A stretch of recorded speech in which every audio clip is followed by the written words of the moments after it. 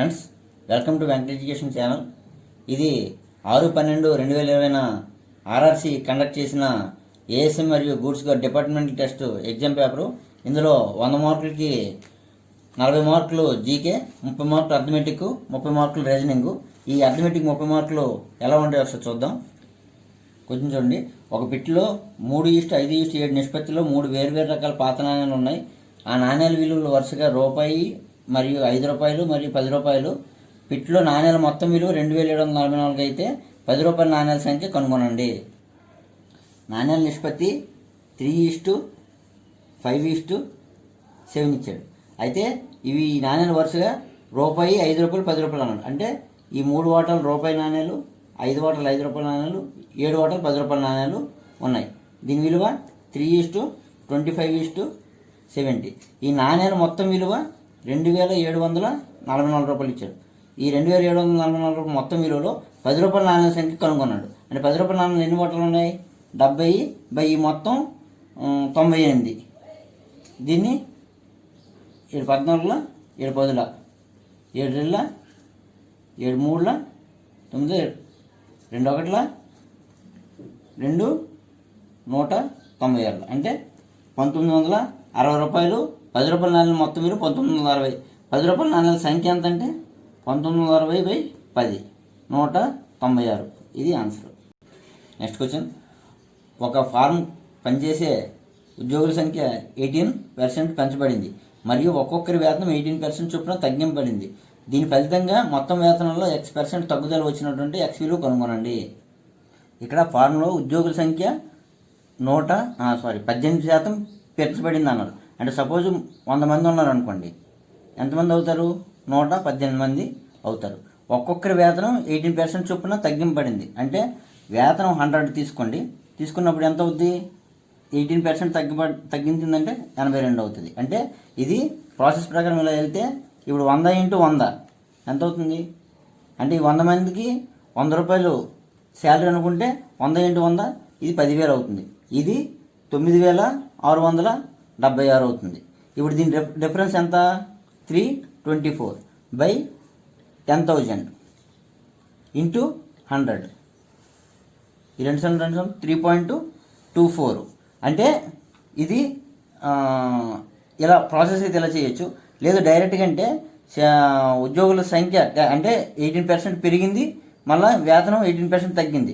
18% పెరుగుదల 18% తగ్గుదల ఉంటప్పుడు ఏం చేస్తాం? డైరెక్ట్ సూత్రం 18 × 18/100. ఇది తగ్గుదల వస్తుంది. 18 × 18 అంటే 324/100 అంటే 3.24.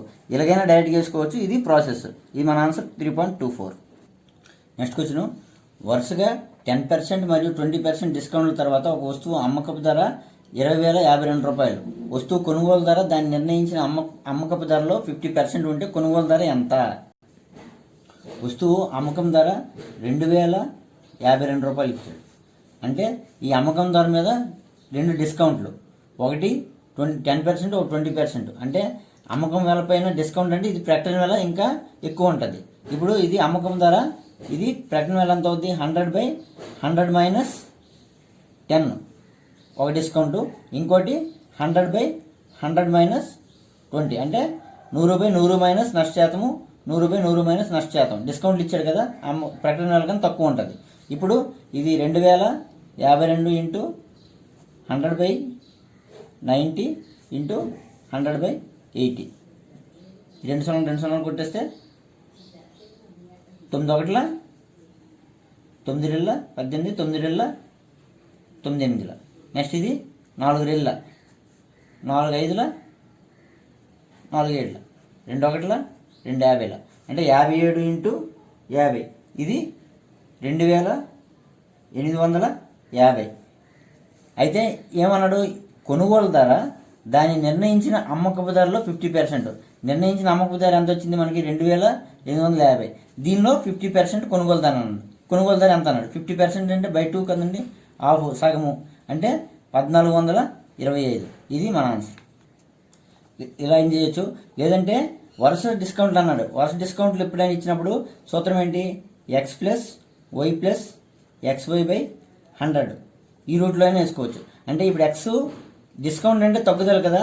ఇప్పుడు ఎక్స్ని -10, నెక్స్ట్ వై ఇది 20% డిస్కౌంట్ అంటే ఇది కూడా తగ్గుదల, -20 ప్లస్ XY/100 అంటే x -10 ఇంటూ -20/100. ఇప్పుడు ఇది 0 0 0 0 పోయింది. ఇప్పుడు ఇది -10 -20 -30 ప్లస్ ఇది మైనస్ ఇంటూ మైనస్ ప్లస్ మొత్తం కలిపి ప్లస్ 1/2 అంటే 30లో 2 తీస్తే -28. మైనస్ అంటే ఏంటి? నష్టము. ఎంత? 28%. ఇప్పుడు ఇది మనకి అమ్మిన వేల కదా 20/52. ఇప్పుడు కొన్న వేలు కట్టాలంటే 100/100 -28 నష్టం ఇచ్చేటప్పుడు ఇదే కదా 2052 ఇంటూ 100/72. 9 8 9 228 4 2 4 57 2 50 ఎంత వచ్చింది? 2850. ఇది ప్రకటన వేల అవుతుంది. ఇప్పుడు 2 వరుస డిస్కౌంట్లు ఇచ్చాడు, 10%, 20% ఇచ్చాడు. ఇప్పుడు ఎక్స్ విలువ -10, వై విలువ -20, ఈ మొత్తం నిలకడితే 28% వచ్చింది. ఈ 28% -28 అంటే తగ్గుదల కదా. ఈ తగ్గుదల ప్రకారం కడితే ప్రకటన వేల మనకి 2850 వచ్చింది. మనకు కొన్న వేల ఏమి ఇచ్చాడు? ప్రకటన వేలలో దానికి నిర్ణయించిన అమ్మకం ధరలో 50% అన్నాడు. అంటే 2850లో సగం 1425. అది ఆన్సర్. నెక్స్ట్ 175 మీటర్లు పొడవైన ఒక రైలు గంటకు 54 కిలోమీటర్ల వేగంతో ప్రయాణిస్తూ ఒక వంతెనను 30 సెకండ్లలో దాటుతుంది. ఆ వంతెన పొడవును కనుగొనండి. రైలు పొడవు 175 మీటర్లు ఇచ్చారు, వంతెన పొడవు కనుక్కోమన్నాడు. వంతెన పొడవు మనకు తెలియదు కాబట్టి x మీటర్లు అనుకుంటాం. ఇప్పుడు ఈ రైలు వంతెన దాటడానికి 30 సెకండ్లు పడింది. అంటే ఈ రైలు పొడవు ప్లస్ వంతెన పొడవు మొత్తం దాటడానికి ఎంత టైం పట్టేది? 30 సెకండ్లు. ఇది దూరము, ఇది కాలము. దూరము బై కాలం = మనకి 54 km/h ఇచ్చాడు. 54. ఇప్పుడు 54 km/h ఇది మీటర్/సెకండ్లో ఉంది. అంటే దీన్ని మీటర్/సెకండ్లో మార్చుకోవాలంటే 5/18. ఇప్పుడు ఇది 175 ప్లస్ x = 54 ఇంటూ 5/18 ఇంటూ ఈ 35 ఇటు వస్తే ఇంటూ 35/35 ఇటు వస్తే 18 18 3 అంటే ఇది 35 105 ఇంటూ 5 దట్ = 525. ఇది 525. ఏంటిది? దేని విలువ? 175 ప్లస్ ఎక్స్ విలువ. ఎక్స్ అప్పుడు ఎంత అవుద్ది? 525 మైనస్ 175 అంటే 350. ఇది ఆన్సర్. Next question. ఒక వస్తువును 375 రూపాయలకు అమ్మగా వచ్చే నష్టము, దాన్ని 711కు అమ్మగా వచ్చే లాభంలో 60%. అయితే ఆ వస్తువు కొనుగోలు ధరను కనుగొనండి. ఇక్కడ వస్తువు 375 రూపాయలకు అమ్మగా నష్టం వస్తుంది అన్నాడు. నష్టం అంటే అర్థం ఏంటి? కొన్న వేల ఎక్స్ తీసుకున్నాం అనుకోండి, దానిలో అమ్మిన వేల 375 రూపాయలు తీస్తే ఇది నష్టం. ఇప్పుడు దానిని 711 రూపాయలకు అమ్మగా వచ్చే లాభము, 711 రూపాయలకి అమ్మితే లాభం వస్తుంది అన్నాడు. 711 రూపాయలకు లాభం అంటే అర్థం ఏంటి? అమ్మిన వేల మైనస్ కొన్న వేల, ఇది లాభము. అయితే ఈ నష్టము లాభంలో 60%. ఇది నష్టము లాభంలో 60% అంటే ఇంటూ 60/100. ఇప్పుడు ఇది 0 0 పోతే ఈ 10 ఇటు వస్తే 10 into x minus 375 = 711 minus X into 6. 10x minus 3750 = 6 6 42 minus 6x. ఈ 6x ఇటు ఈ 3750 నోటి తీసుకెళ్ళామనుకోండి. ఇప్పుడు 6x ఇటు వస్తే 10x ప్లస్ 6x. ఇది 4266 మైనస్ 3700, సారీ ఈ మైనస్ ఇటు వస్తే ప్లస్ 3750. ఇప్పుడు 16x = ఈ రెండు కలిపితే 8016. అప్పుడు x = 8016/16. దీనికి కొడితే 501. ఇది ఆన్సర్. 501. 16తో 8016ని 16 5ల 80 0 వేసుకున్నాం. 16 1 16. 501 ఆన్సర్. Next question. ఒక ప్రదేశం పొడవు దాని వెడల్పుకి 125%గా ఉంది. ఆ ప్రదేశ వైశాల్యం 405 మీటర్ స్క్వేర్ అయితే ఆ ప్రదేశం పొడవు మరియు వెడల్పుల మొత్తం ఎంత? ఒక ప్రదేశం పొడవు వెడల్పుకి 125% అంటే LB వెడల్పు 100 అనుకుంటే అప్పుడు పొడవు 125%, వెడల్పు 125% కాబట్టి 125 అవుద్ది. వీటి నిష్పత్తి ఎంత అవుద్ది? 25/5 25/4 5:4. అంటే పొడవు 5x అనుకుంటే వెడల్పు 4x అవుద్ది. అయితే ఆ ప్రదేశం తాలూకా వైశాల్యం ఇచ్చాడు.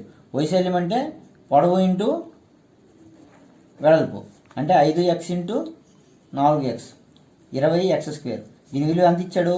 405. ఇప్పుడు x² = 405/20.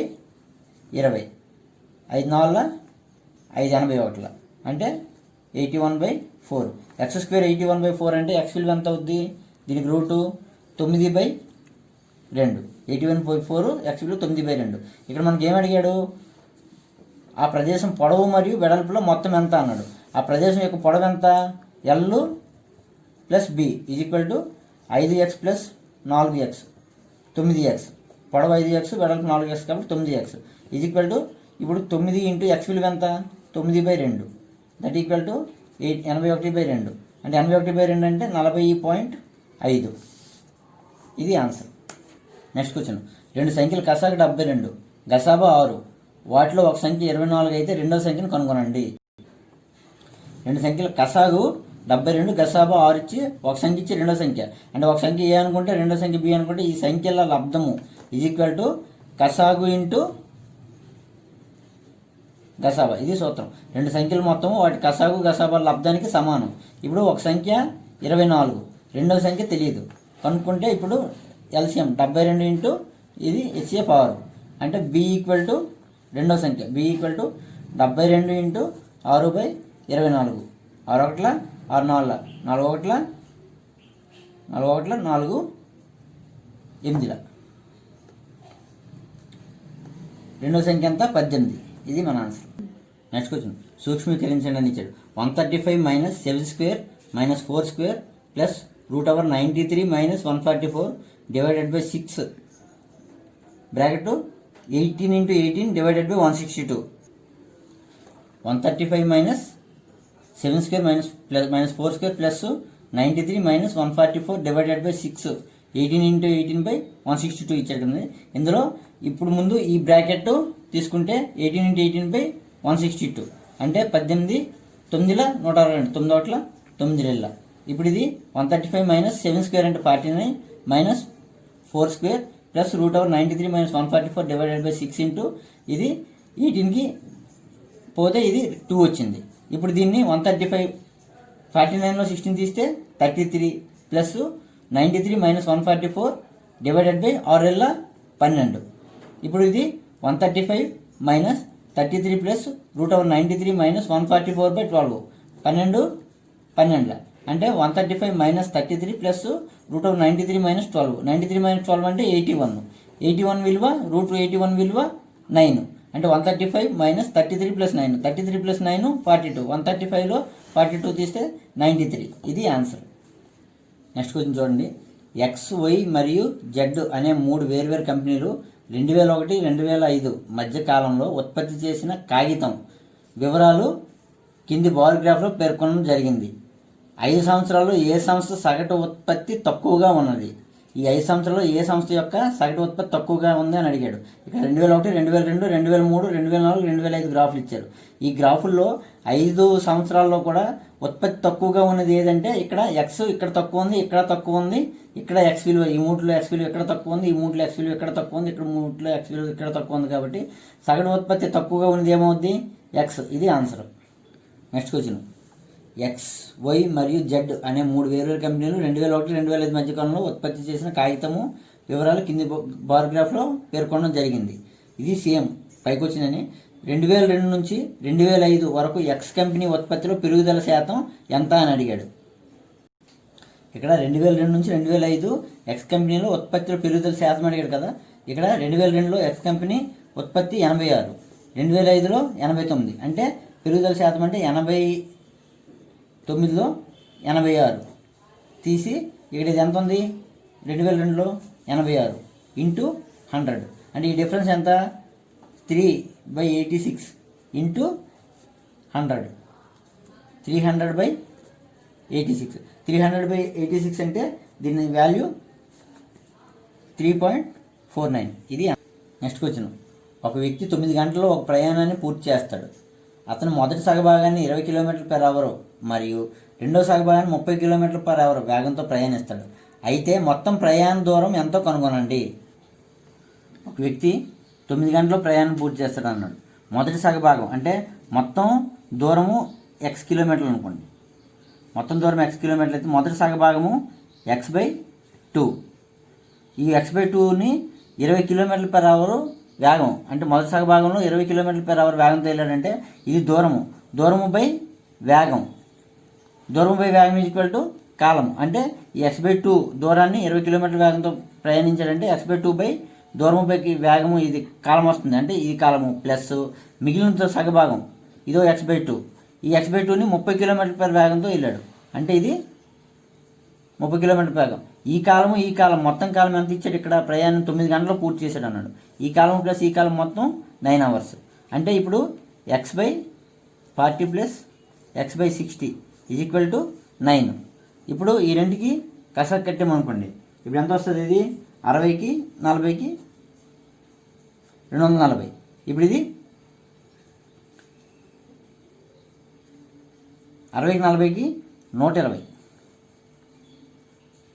120 తీస్తుంటే 4 3 43 120 కాబట్టి 3x ప్లస్ 62 120 కాబట్టి 2x ఈక్వల్ టు 9. దట్ ఏం plus 3x plus 2x 5x/120 equal to 9. 5x equal to 9 into ఈ బై 120 అటు వెళ్తే into 120. x equal to 9 into 120 by 5. 5 24 9 36 9 18 3 216. ఇది మన answer. Next question. X Y మరియు జెడ్ అనే 3 కంపెనీలు 2001-2005 మధ్యకాలంలో ఉత్పత్తి చేసిన కాగితం వివరాలు ఇచ్చారు. ఇప్పుడు 2001లో జెడ్ కంపెనీ ఉత్పత్తికి మరియు 2002లో వై కంపెనీ ఉత్పత్తులకి మధ్య తేడా అంత. 2001లో జెడ్ కంపెనీ ఉత్పత్తి 88, 2002లో వై కంపెనీ ఉత్పత్తి 91. అంటే ఈ 91లో ఈ 88 తీస్తే మొత్తం ఆన్సరు 3. అంటే ఈ ఉత్పత్తిలో మధ్య తేడా అడిగాడు. ఇక్కడ శాతాలు ఏం అడగలేదు. జెడ్ కంపెనీ ఉత్పత్తి ఇక్కడ 88, ఇక్కడ వై కంపెనీ ఉత్పత్తి 91. ఇది 91లో 88 తీస్తే 3 మన ఆన్సర్. Next question. 13,593ను 9తో భాగించేటప్పుడు మిగిలే శేషం ఎంత? ఇక్కడ శేషం ఎంత అడిగాడంటే ఇది 9 యొక్క భాజనీయ సూత్రం. 9 యొక్క భాజనీయ సూత్రం ఏంటి? సంఖ్యలోని అంకెల మొత్తం 9తో భాగింపబడితే ఆ సంఖ్య 9చే నిశేషంగా భాగింపబడుతుంది. ఇప్పుడు అంకెల మొత్తం ఎంత అవుతుంది? 1 + 3 + 5 + 9 + 3. ఇది 1 3 4 5 9 9 18 3 21. ఈ 21 9చే భాగిస్తే ఎంత అవుతుంది? 9 రెళ్ళు 18. 9చే 21 భాగిస్తే 9 రెళ్ళ 18 3 మిగులుతుంది. అంటే ఇక్కడ శేషం 3. అంటే ఈ అంకెల మొత్తము 9చే భాగింపబడితే ఆ సంఖ్య 9చే నిషేధంగా భాగింపబడుతుంది. కానీ ఇక్కడ అంకెల మొత్తం ఎంత వచ్చింది? 21 వచ్చింది. 21ని 9చే భాగిస్తే శేషం 3 వస్తుంది. అంటే ఆన్సరు 3. Next question. ఒక పెట్టెలో ఉన్న 95 నోటు పుస్తకాల సగటు బరువు 9.5 కిలోగ్రాములు. ఆ పెట్టెకి ఒక కొత్త నోటు పుస్తకాన్ని కలిపినప్పుడు సగటు బరువు 9.6కి పెరుగుతుంది. కొత్త నోటు పుస్తకం బరువు కనుగొనండి. 95 పుస్తకాల సగటు బరువు 9.5 kgs ఇచ్చాడు. అంటే 95 పుస్తకాల సగటు బరువు 9.5 kgలు అయితే 95 పుస్తకాల మొత్తం బరువు ఎంత అవుతుంది? మొత్తం బరువు 9.5 × 95 kgs. 9.5 × 95 kgs అంటే ఇది 9025 అంటే 902.5 kgs వస్తుంది. 9.5 × 95 9025 అంటే ఇది 9.5 గురించి పాయింట్ ఒకసారి వదిలేసి 95 × 95 కదా. 95 అంటే ఇది 100కి ఎంత తక్కువ ఉంది? 5. ఇది 5 తక్కువ ఉంది. 5 5ల 25. ఈ 95లో ఈ 5ని తీస్తే 90 అంటే 9025 అవుతుంది. అంటే ఇక్కడ ఒక స్థానం ముందు పాయింట్ ఉంది కాబట్టి ఇక్కడ పాయింట్ పెడితే 902.5 kgs. ఇప్పుడు 96 పుస్తకాల సగటు బరువు ఇచ్చాడు మనకి. ఇక్కడ 96 పుస్తకాల సగటు బరువు. 96 పుస్తకాల సగటు బరువు ఎంత ఇచ్చాడు? అంటే ఒక నోట్ పుస్తకం కలిపితే ఎంత అవుతుంది? 96 అవుతుంది. 96 పుస్తకాల సగటు బరువు 9.6 kgs. ఇప్పుడు 96 పుస్తకాల మొత్తం బరువు ఎంత అవుతుంది? సగటు బరువు ఇచ్చాడు కాబట్టి మొత్తం బరువు 9.6 ఇంటూ 96. ఇది కూడా ఇలా పాయింట్ వదిలేసి 96 అనుకోండి. ఇప్పుడు ఇది 100కి ఎంత తక్కువ ఉంది? 4. ఇది 100కి 4. ఇప్పుడు 4 16. ఇక్కడ 96లో ఈ 96లో 4 కానీ ఈ 96లో 4 కానీ ఇలా తీస్తే 96లో 4 తీస్తే 92. 9216. ఇక్కడ ఒక స్థానం ముందు పాయింట్ ఉంది కాబట్టి పాయింట్ అంటే దీని విలువ 921.6 కేజెస్. ఇప్పుడు 96 పుస్తకాలు మొత్తం బరువు 921.6 కేజెస్. 95 పుస్తకాలు మొత్తం బరువు 902.5 కేజెస్. మనకి ఇక్కడ ఏమంటే ఇక్కడ కొత్త నోట్ పుస్తకం బరువు ఎంత? 96 పుస్తకాల బరువులో 95 పుస్తకాల బరువు తీస్తే ఆ ఒక్క పుస్తకం బరువు వస్తుంది. 96 పుస్తకాల బరువు 921.6 మైనస్ 902.5 19.1. ఇది మన ఆన్సర్. Next question. కొంత మొత్తం చక్రవడ్డీపై 7 సంవత్సరాల్లో 3 అంచెలు అవుతుంది. ఎన్ని సంవత్సరాల్లో అదే మొత్తం 81 రెట్లు అవుతుంది అని అడిగాడు. కొంత మొత్తం చక్రవడ్డీపై 7 సంవత్సరాలు 3 అంచెలు అవుతుందంటే ఇప్పుడు P into 1 plus R/100 whole power 7 equal to 3 రెట్లు అవుతుంది. అంటే అసలు 3 రెట్లు అవుతుంది అంటే 3P అవుతుంది. P into 1 plus R/100 whole power 7 equal to 3P అవుతుంది. పీకి పీ క్యాన్సిల్ చేస్తే 1 plus R/100 whole power 7 equal to 3. ఇప్పుడు ఇది ఏమడిగాడు? 81 రెట్లు ఎన్ని సంవత్సరాల్లో అవుతుంది అన్నాడు. అంటే ఇది 81 అవ్వాలంటే 3కి ఏం చేయాలా? 3 పవర్ 4 వేసుకోవాలా. 1 plus R/100 whole power 7 equal to ఈ 3 81 అవ్వాలంటే 3 పవర్ 4. ఇక్కడ 3 పవర్ 4 వేసుకున్నప్పుడు దీనికి కూడా హోల్ పవర్ 4 అంటే 1 plus R/100 whole power 28 is equal to 81. అంటే 81 రెట్లు అవ్వాలంటే 28 నెలలకు అవుతుంది. లేదు అంటే ఇంకో రకంగా ఎలా చేస్తారు? 7 సంవత్సరాలకి 3 రెట్లు అవుతుంది. అంటే మరో 7 సంవత్సరాలకి ఎంత అవుద్ది? 3 3ల 9 రెట్లు అవుద్ది. మరో 7 సంవత్సరాలకి 9 3ల 27 రెట్లు అవుద్ది. మరో 7 సంవత్సరాలకి 27 3ల 81 రెట్లు. అంటే 1 2 3 4 7 సంవత్సరాల్లో 28 సంవత్సరాలకి ఎంత అవుతుంది? 81 రెట్లు. కాబట్టి ఇది ఆన్సర్. Next question. 3 సంఖ్యలు మొత్తం 252. మొదటి మరియు 2 సంఖ్యల మధ్య నిష్పత్తి 2:3 మరియు 2 మరియు 3 సంఖ్యల నిష్పత్తి 3:4. అయితే రెండవ సంఖ్య ఎంత? ఇక్కడ సంఖ్యలు మొత్తం 252 ఇచ్చాడు. మొదటి రెండవ సంఖ్యల నిష్పత్తి, మొదటి సంఖ్య ఏ అనుకుంటే రెండవ సంఖ్య బి అనుకుంటే వాటి నిష్పత్తి ఎంత ఇచ్చాడు? 2:3. నెక్స్ట్ 2 మరియు 3 సంఖ్యల నిష్పత్తి 3:4 అంటే B:C 3:4. ఇప్పుడు ఇది ఎంత అవుతుంది? ఇది 3 ఉంది కాబట్టి బి సమానంగా ఉన్నాయి కాబట్టి 2:3:4. మనకి ఇక్కడ ఏం అడిగాడు? వాటి సంఖ్యలు మొత్తం 252 అయితే రెండవ సంఖ్య ఎంత అని అడిగాడు. సంఖ్యల మొత్తము 252. రెండవ సంఖ్య అంటే ఇది ఎన్ని వాటాలు? 3 వాటాలు. రెండవ సంఖ్య 3 వాటాలపై మొత్తం ఎంత? 9 వాటాలు. 3 ఒకట్ల 3 3ల 3 ఒకట్ల 3 8ల 24 12 3 4ల 12 అంటే 84 ఆన్సర్. ఇది మన ఆన్సర్. ఒక వ్యక్తి హాస్టల్ నుండి సైకిల్ మీద 20 km/h వేగంతో ప్రయాణించి కాలేజీకి 10.5 నిమిషాలు ఆలస్యంగా చేరుకుంటాడు. ఒకవేళ అతను 24 km/h వేగంతో సైకిల్ తొక్కితే 10.5 నిమిషాలు ముందుగా చేరుకుంటాడు. హాస్టల్ నుంచి కాలేజీకి మధ్య దూరం కనుగొనండి. హాస్టల్ నుంచి సైకిల్ మీద 20 km/h వేగంతో ప్రయాణిస్తే కాలేజీని 10.5 నిమిషాలు ఆలస్యం చేరుకుంటున్నాడు. అంటే ఇప్పుడు హాస్టల్ నుంచి కాలేజీకి దూరము x కిలోమీటర్లు అనుకోండి. x కిలోమీటర్లు అంటే అప్పుడు ఎంత వేగంతో వెళ్తున్నాడు? గంటకి 20 కిలోమీటర్లు. అంటే ఎంత కాలంలో వెళ్తాడు? దూరము బై కాలం, దూరము బై వేగం కాలం. అంటే x కిలోమీటర్ల వేగంతో వెళ్ళేటప్పుడు x కిలోమీటర్ల దూరాన్ని 20 కిలోమీటర్ల వేగంతో వెళ్ళేటప్పుడు కాలేజీకి 10.5 నిమిషాలు ఆలస్యంగా చేరుకుంటాడు. అంటే ఇది దూరము బై కాలము, ఇది దూరము బై వేగము, ఇది కాలం. నెక్స్ట్ ఇది ఒకవేళ అతను 24 km/h వేగంతో వెళ్తే అప్పుడు 10.5 నిమిషాలు ముందుగా చేరుకుంటాడు. అంటే ఇది x/24, x కిలోమీటర్ల దూరము బై వేగము ఈ కాలం. ఈ రెండు కాలాల మధ్య వ్యత్యాసము ఎంత ఇచ్చాడు? ముందు అదే 20 కిలోమీటర్లు వెళ్తే 10.5 నిమిషాలు లేట్ అవుతుంది అన్నాడు. 24 కిలోమీటర్లు అయితే 10.5 నిమిషాలు తొందరగా చేరుకుంటున్నాడు. అంటే ఒకటి లేటు ఒకటి తొందరగా వెళ్తే మొత్తం ఎంత అవుతుంది? ఆ రెండు కలుపుకోవాలి. 10.5 ప్లస్ 10.5 అంటే ఈ రెండు కాలాల మధ్య వ్యత్యాసం x/20 మైనస్ x/24. ఇది 20 కిలోమీటర్ల వేగంతో ప్రయాణించే కాలము, ఇది 24 కిలోమీటర్ల వేగంతో ప్రయాణించే కాలం. ఈ రెండు కాలాల మధ్య వ్యత్యాసము ఒకటి 10.5 ఆలస్యము, ఒకటి 10.5 తొందరగా, అంటే ఈ రెండు కలుపుకోవాలి. ఇది కిలోమీటర్లు, ఇది కిలోమీటర్లు పర్ అవర్, ఇది కిలోమీటర్లు, ఇది కిలోమీటర్లు పర్ అవర్. కాబట్టి ఇది ఇక్కడ ఇచ్చాడు నిమిషాలు ఇచ్చాడు. కిలోమీటర్ పర్ అవర్ అంటే దీన్ని కూడా గంటల్లో మార్చుకోవాలంటే బై 60. ఇప్పుడు ఈ రెండు తొలక కసాగు 120, 20 అవర్ల 6x minus 24 5ల 5x equal to 10.5 10.5 21 by 60. ఇది x by 120 is equal to 21/60. That implies x equal to 21/60 ఈ బై 120 వెళ్తే ఇంటూ 120, 61 21 42, అంటే ఎక్స్ అనేది దూరం కాబట్టి ఇది 42 కిలోమీటర్లు. ఇది మన answer. Next question, whole root 1074 minus root over 2465 plus root over 1250 minus root over 625.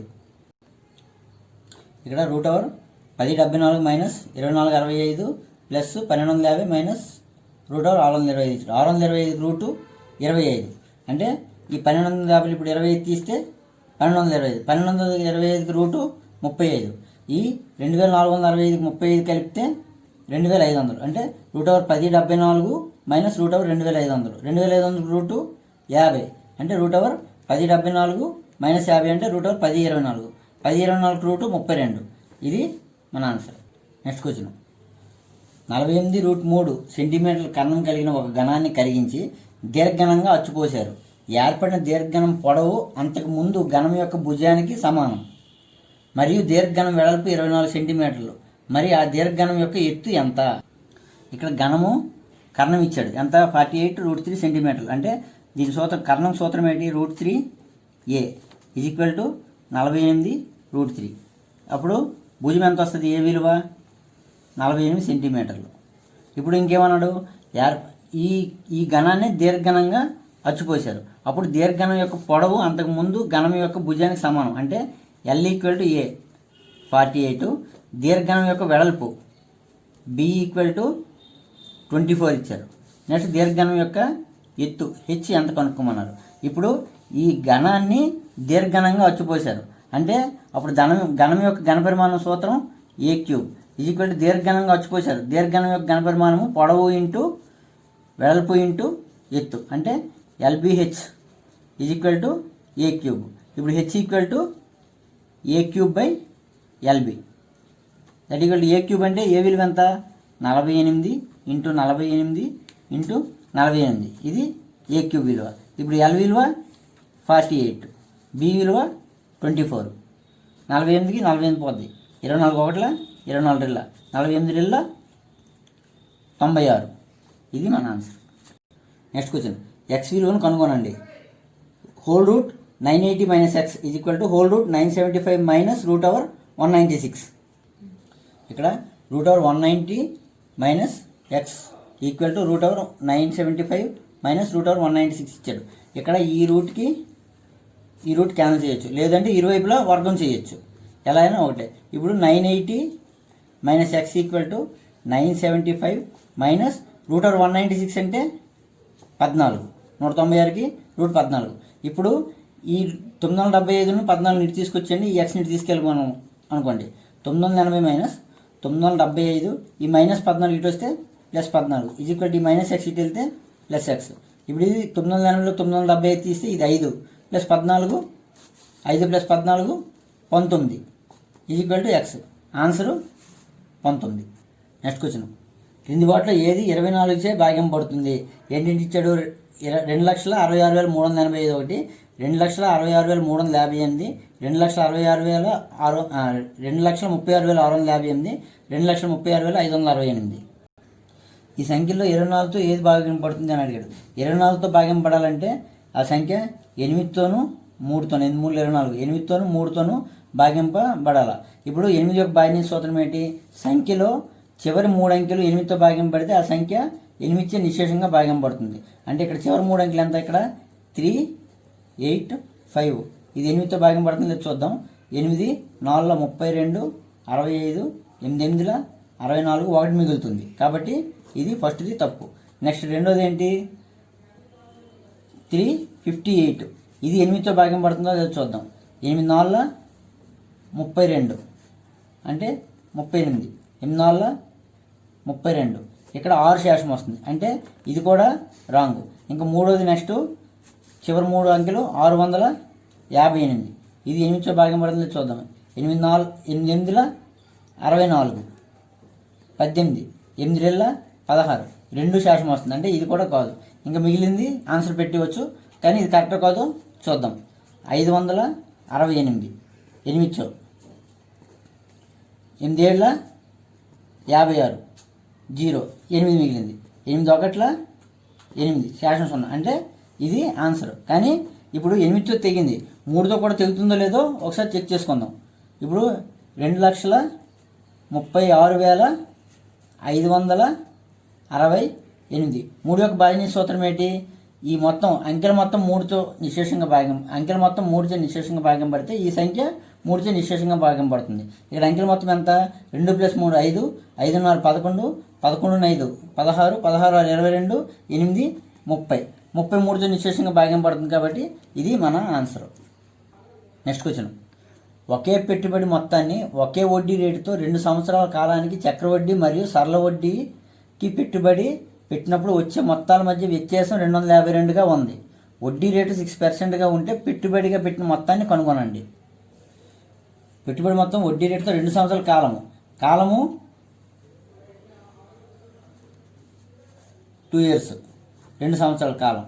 Next ఇది చక్రవడ్డీకి బారు వడ్డీకి రెండుకి మధ్య తేడా. ఈ 2 సంవత్సరాల కాలంలో చక్రవడ్డీ బారు వడ్డీకి మధ్య తేడా డిఫరెన్స్ D = 252. ఇప్పుడు ఏమంటాడు? R ఇచ్చాడు. ఎంత? 6% వడ్డీ రేటు. R = 6%. ఇప్పుడు ఇలా ఇచ్చినప్పుడు పెట్టుబడిగా పెట్టే మొత్తం P కనుక్కోమంటున్నాడు. P = దీని సూత్రం ఏంటంటే 10⁴ D/R². 10⁴ D అంటే ఎంత? 252. R² అంటే 6 × 6, 6 1 6 4 24, 6 2 12, 6 1 6 7 42 అంటే ఇది 7. 10⁴ అంటే 7 × 10⁴. 7 × 10⁴ అంటే 1 2 3 4 సున్నాలు. 10⁴ అంటే 4 సున్నాలు, మొత్తం 70,000. ఇది ఆన్సర్. Next question. ఒక గిఫ్ట్ బాక్స్లో 10 గాజులు ఉన్నాయి. వాటిలో 4 గాజులు సగటు బరువు 75 గ్రాములు మరియు 6 గాజులు సగటు బరువు 76 గ్రాములు అయినా మొత్తం గాజులు సగటు బరువు ఎంత కనుగొనండి. ఇక్కడ గిఫ్ట్ బాక్స్లో 10 గాజులు ఉన్నాయి. 10 గాజుల్లో 4 గాజులు సగటు బరువు. 4 గాజులు సగటు బరువు ఎంత? 75 గ్రాములు. అంటే మొత్తం బరువు ఎంత అవుద్ది? 75 × 4. నెక్స్ట్ ఇంకా మిగిలిన 6 గాజులు ఉన్నాయి. ఈ 6 గాజులు సగటు బరువు 76 గ్రాములు.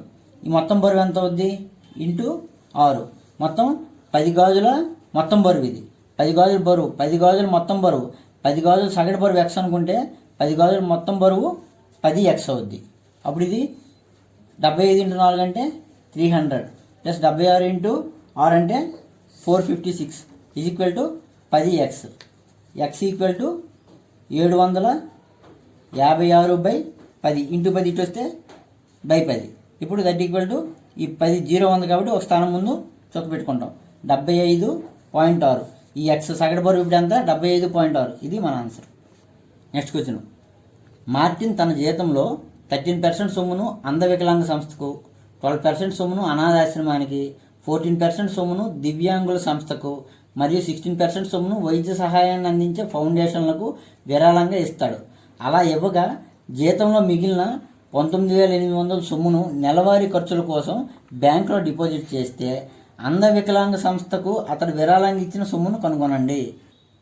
చూడండి, మార్టిన్ తన జీతంలో 13% సొమ్మును అంధవికలాంగ సంస్థకు, అంటే తన జీతంలో 13% అంధవికలాంగ సంస్థకు, నెక్స్ట్ 12% అనాథాశ్రమానికి 12%, 14% దివ్యాంగులకు అంటే 14% దివ్యాంగులకు ప్లస్ 16% వైద్య సహాయాన్ని అందించే ఫౌండేషన్లకు, 16% వైద్య సహాయాన్ని అందించే ఫౌండేషన్లకు ఇచ్చేస్తున్నాడు. అంటే మొత్తం ఎంత ఇస్తున్నట్టు ఫౌండేషన్లకి? 13, 12, 25, 25, 39 ప్లస్ 49, 55, 55% వీడు ఫౌండేషన్కి ఇస్తున్నాడు. ఇంకా మిగిలింది ఎంత? 55% ఇస్తే మిగిలింది ఎంత ఉంటుంది? 45%.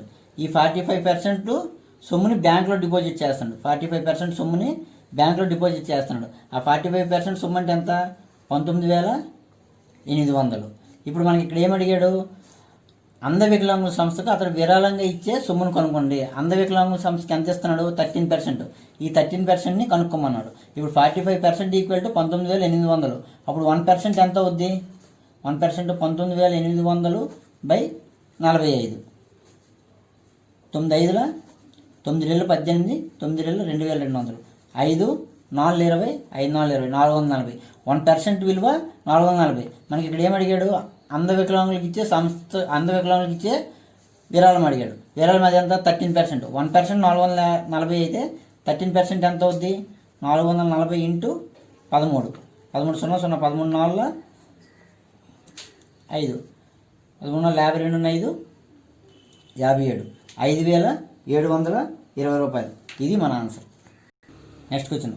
ఒక నిర్దిష్ట మొత్తాన్ని అంకిత్, బాబు, క్రిస్టో మరియు డేవిడ్లకి 5:4:3:2 నిష్పత్తిలో పంచబడింది. క్రిస్టో డేవిడ్ కంటే 118 రూపాయలు ఎక్కువ లభిస్తే బాబు వాటా ఎంత? అంకిత్, బాబు, క్రిస్టో, డేవిడ్ల నిష్పత్తి ఇచ్చాడు. 5:4:3:2. ఇప్పుడు ఇక్కడ ఏమన్నాడు? క్రిస్టో డేవిడ్ కంటే 118 రూపాయలు ఎక్కువ లభించింది. డేవిడ్కి 2 వాటాలు అయితే క్రిస్టోకి 3 వాటాలు. అంటే ఈ మధ్య డిఫరెన్స్ ఎంత? 1 వాటా. 1 వాటా విలువ ఎంత ఇచ్చాడు? 118 రూపాయలు ఇచ్చాడు. ఇప్పుడు ఏమడిగాడు? బాబు వాటా ఎంత? బాబుది ఎన్ని వాటాలు? 4 వాటాలు. 1 వాటా 118 అయితే 4 వాటాలు 118 ఇంటూ 4 32 7 472. ఇది మన ఆన్సర్. Next question. ఒక ఆంగ్ల ఆధారిత సంస్థలోని సపోర్ట్ ప్రాజెక్టులో 217 మంది పురుష మరియు 217 మంది మహిళా ఉద్యోగులు ఉన్నారు. ఉద్యోగులందరి ఒకరోజు ఉత్పాదకత సగటున 83 కాల్స్. ఒక పురుష ఉద్యోగి రోజుకు సగటున 83 కాల్స్ అందుకుంటాడు. ఒక మహిళా ఉద్యోగి సగటున రోజుకు అందుకునే కాల్స్ సంఖ్య ఎంత? ఇక్కడ పురుష ఉద్యోగులు 217 మంది, మహిళా ఉద్యోగులు 217 మంది ఇచ్చారు. అంటే పురుష ఉద్యోగులు ప్లస్ మహిళా ఉద్యోగులు మొత్తం ఎంత అవుతారు? వీళ్ళు పురుష ఉద్యోగులు 217, మహిళా ఉద్యోగులు 217. అంటే 434 మంది మొత్తం ఉద్యోగులు. ఉద్యోగుల సగటు ఉత్పాదకత అంటే మొత్తం ఉద్యోగులు అందరూ అంటే పురుష ఉద్యోగులు, మహిళా ఉద్యోగులు మొత్తం సగటు ఉత్పాదకత 83 కాల్స్ అని ఇచ్చాడు. అంటే సగటు ఉద్యోగత 83 కాల్స్ అయితే మొత్తం ఉత్పాదకత ఎంత అవుద్ది? 483 ఇంటూ 434 అవుద్ది. ఇప్పుడు ఇక్కడ ఏమి ఇచ్చాడు? పురుష ఉద్యోగి రోజుకు సగటున 83 కాల్స్ అందుకుంటాడు. పురుష ఉద్యోగులు ఎంతమంది? 217 మంది. రోజు సగటున ఎంత అనుకుంటున్నాడు? 83 కాల్స్. తర్వాత మహిళా ఉద్యోగి సగటు రోజుకునే అందుకునే కాల్స్ ఎంత అన్నాడు? మహిళా ఉద్యోగులు ఎంతమంది? 217.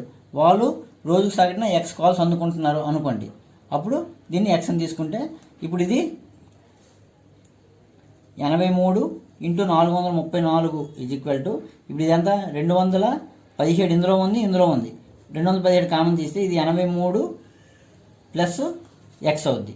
ఇప్పుడు ఈ 83 ప్లస్ ఎక్స్, ఇది 83 ప్లస్ ఎక్స్ విలువ ఎంత అవుద్ది? 83 ఇంటూ 434 బై ఈ ఇంటూ 217 వస్తే బై 217. 217 ఒకటిలో 217 రిల్ల 83 రిల్ల 166. అంటే 83 plus X equal to 166. X విలువ ఎంత అవుద్ది? 166 మైనస్ 83 అంటే 83. ఇక్కడ ఏమి ఇచ్చాడు? 217 మంది పురుషులు, 217 మంది స్త్రీలు ఇచ్చాడు. స్త్రీలు ఇచ్చి ఉత్పాదకత 83 కాల్స్ ఇచ్చారు. పురుష ఉద్యోగులు 83 కాల్స్ అయితే స్త్రీ ఉద్యోగులు సగటు కాల్స్ ఆటోమేటిక్గా 83 అవుద్ది. లేదు ఆన్సర్ ఈ విధంగా చేయాలంటే పురుష ఉద్యోగులు, మహిళా ఉద్యోగులు తీసుకొని వాటి తాలూకు మొత్తం కాల్స్ తీసుకొని పురుష ఉద్యోగులు మొత్తం కాల్స్ ప్లస్ స్త్రీ ఉద్యోగులు మొత్తం కాల్స్ ఈ రెండు కలుపుకొని దీనికి ఈక్వల్ సమానం చేసుకుంటే అప్పుడు ఎక్స్ విలువ 83 వస్తుంది. ఇది answer. Next X equal to 0.69444 so on. అయితే ఎక్స్ యొక్క భిన్నాన్ని కనుగొనండి అన్నాడు. ఇక్కడ మనకి ఎక్స్ విలువ 0.69444 సో ఆన్ అని ఇచ్చాడు. అంటే దాని విలువ ఎంత అవుద్ది? 0.694 బార్ అవుద్ది. ఇప్పుడు దీని విలువ కట్టాలంటే ఏంటి? 694 మైనస్ 69. ఇందులో 694, మొత్తం 694. ఇక్కడ ఈ బార్ లేకుండా ఎన్ని విలువలు ఉన్నాయి?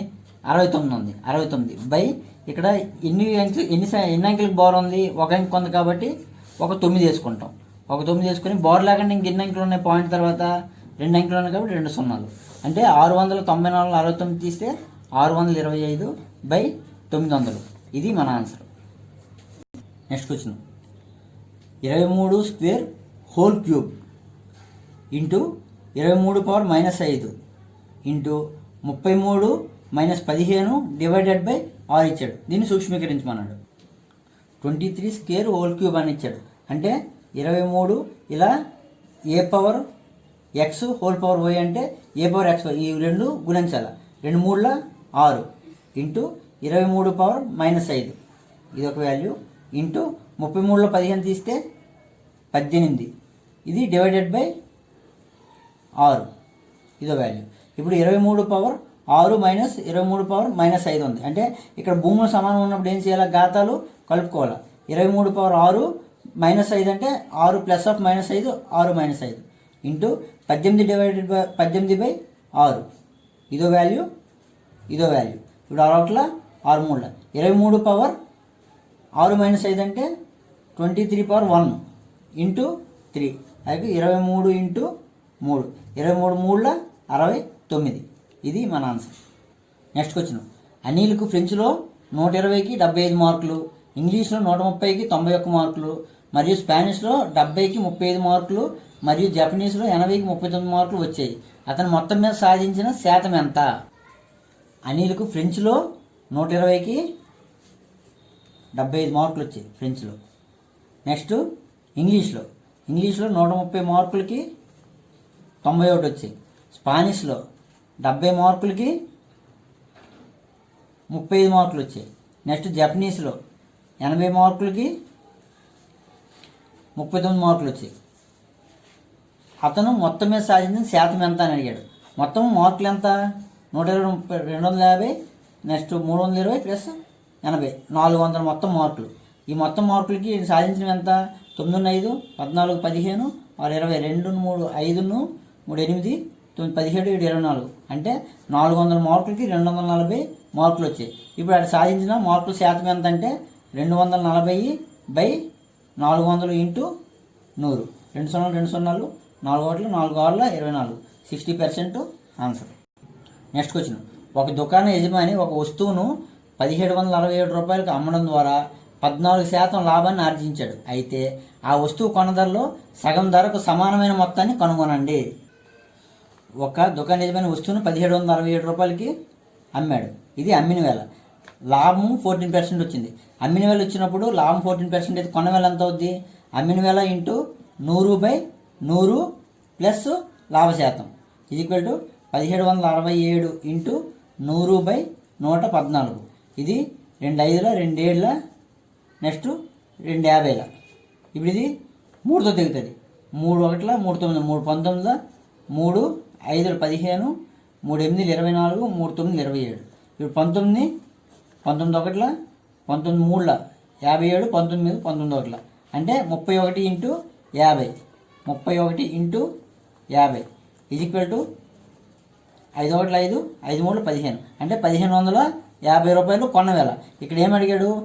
కొన్న ధరలో సగం ధరకు సమానమైన మొత్తాన్ని కనుగొనండి. ఇది కొన్న ధర. ఈ కొన్న ధరలో సగం ధర అంటే బై 2. 2 7ల 14 15 2 7ల 14 10 2 5ల అంటే 775 మన ఆన్సర్. ఫ్రెండ్స్, ఈ వీడియో మీకు నచ్చితే లైక్ చేయండి, షేర్ చేయండి, సబ్స్క్రైబ్ చేయండి మరియు మీ విలువైన సలహాలు సూచనలను కామెంట్ రూపంలో తెలియపరచండి. Thank you for watching.